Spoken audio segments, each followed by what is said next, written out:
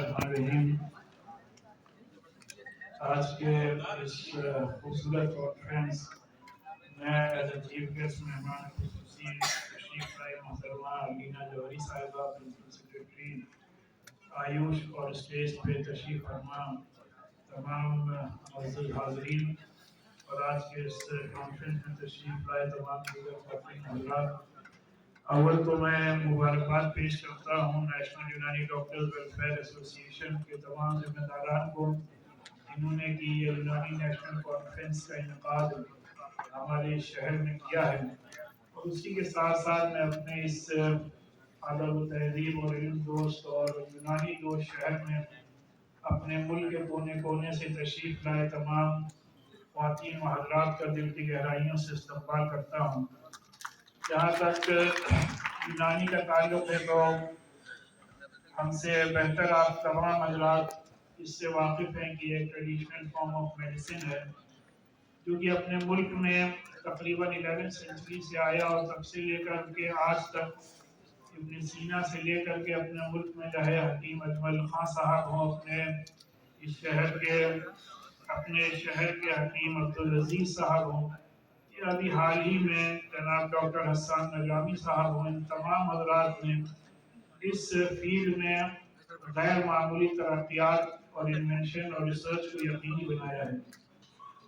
हम ये समझते हैं कि यूनानी फॉर्म ऑफ मेडिसिन की जो सबसे खूबसूरत चीज़ है वो ये कि ये कम खर्च में और विदाउट एनी साइड इफेक्ट इसमें ट्रीटमेंट होता है। और उससे भी बड़ी बात जो इस यूनानी के सिलसिले में लिखी जाती है, कही जाती है और हकीकत पर मबनी है, वो है कि यूनानी medicine is known for its promising result in the treatment of auto immune disorders, जिसका कि सबसे बड़ा एग्जाम्पल हम सभी ने कोरोना के दौर में देखा कि चाहे अलग अजीब हो या उसी से रिलेटेड यूनानी के और मेडिसिन हो, इन मेडिसिन के जरिए से किस तरीके से हमारे यूनानी डॉक्टर्स ने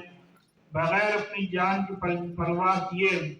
अपने इस अज़ीमुशान मुल्क में इंसानों की जान बचाने का एक अजीम और तारीखी कारनामा अंजाम दिया है। इसके लिए मैं अपने तमाम यूनानी डॉक्टर्स का दिल की गहराइयों से इस्तक़बाल करता हूँ और शुक्रिया अदा करता हूँ। और उसी के साथ साथ हमें इस बात पर भी फख्र है कि अपने इस अज़ीमुशान मुल्क में सबसे ज़्यादा यूनानी डॉक्टर्स हैं और उसी के साथ साथ India has the largest number of यूनानी रिसर्च एंड एजुकेशन इंस्टीट्यूशंस। हमारे अभी इसी यूपी में यूनानी का जो हॉस्पिटल कायम हो रहा है बरेली में, उसमें हमारे जनाब मोहम्मद खालिद साहब जो कि सदर हैं इशू के, और डॉक्टर मुईज साहब और तमाम दीगर हजरात की कोशिशों से ये भी एक बहुत ही बड़ा कदम है। इसके लिए भी मैं इन हजरात को दिली मुबारकबाद पेश करता हूँ। और जितनी भी बातें हमारे डॉक्टर मुईज अहमद साहब ने कही हैं, मैं उन तमाम बातों की तायीद करना चाहता हूँ।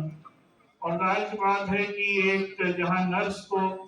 अगर इंजेक्शन लगाने की लीगली परमिशन हो, इंट्रावेनस ट्रीटमेंट की लीगली परमिशन हो, वहाँ हमारे यूनानी डॉक्टर्स को ना हो, तो हम ये समझते हैं कि ये कहीं ना कहीं सिस्टम में एक बड़ा फ्लॉ है, जिसको कि हमारी मोहतरमा लीना जौहरी साहबा अपने कलम से हम समझते हैं कि इंशाअल्लाह ज़रूर दूर कर सकती हैं और दूर करेगी। और जो 11 पॉइंट चार्टर और डिमांड पेश किया गया है, पिछले तकरीबन हम समझते हैं कि 15-20 सालों में यूनानी डॉक्टर्स के बहुत से मसाइल हल किए गए हैं। और जहाँ जो जितने भी CMOs अपॉइंट होते हैं, जाहिर बात है उन पर बहुत बड़ी जिम्मेदारी होती है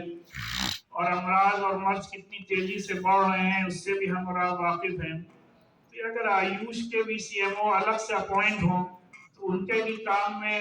उनको मदद मिलेगी। और हम समझते हैं कि हुकूमत की जानिब से बड़े पैमाने पर लोगों के अच्छे से ट्रीटमेंट हो सकता है। इसी के साथ साथ ये भी हकीकत है कि अपने मुल्क की इकोनॉमी में हमारे यूनानी मेडिसिन का एक बहुत अच्छा शेयर है। तो हमारे यूनानी डॉक्टर्स अपने नए नए इन्वेंशन اور جو لیٹسٹ دواؤں اور جو لیٹسٹ کمپنیز یونانی کی آ رہی ہیں اپنے ملک میں، اس سے اپنے ملک کی اکانومی کو بھی ایک بڑا بوسٹ مل رہا ہے۔ بہرحال ان تمام باتوں کو دیکھتے ہوئے ہم سمجھتے ہیں کہ وہ حکومت وقت کو بھی ان تمام ڈیمانڈز پر سنجیدگی سے غور کرنا چاہیے، اور ہمیں پوری امید ہے کہ انشاءاللہ یہ تمام ڈیمانڈز پوری ہوں گی۔ لیکن آپ سب سے یہ گزارش ہے کہ ابھی ہمارے ناظم جلسہ جناب ڈاکٹر سلمان خالد صاحب جو کہ بہترین نظامت کر رہے ہیں، ہمارے مہمان جو کہ کیرلا سے آئے، انہوں نے اتنے اچھے اشعار سنائے، جو یونانی سے متعلق انہوں نے باتیں سنائی، وہ اپنی جگہ ظاہر باتیں تھیں، لیکن انہوں نے بہترین اشعار سنائے۔ ہمارے ڈاکٹر سلمان خالد صاحب نے کئی بہترین اشعار سنائے۔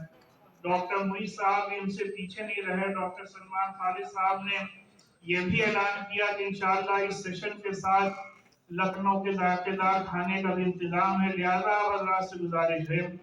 کہ ہماری جب مہمان خصوصی انشاءاللہ اچھے اعلانات کریں تو آپ تالیاں بجانے میں کسی بھی طریقے سے تکلف سے کام نہ لیں۔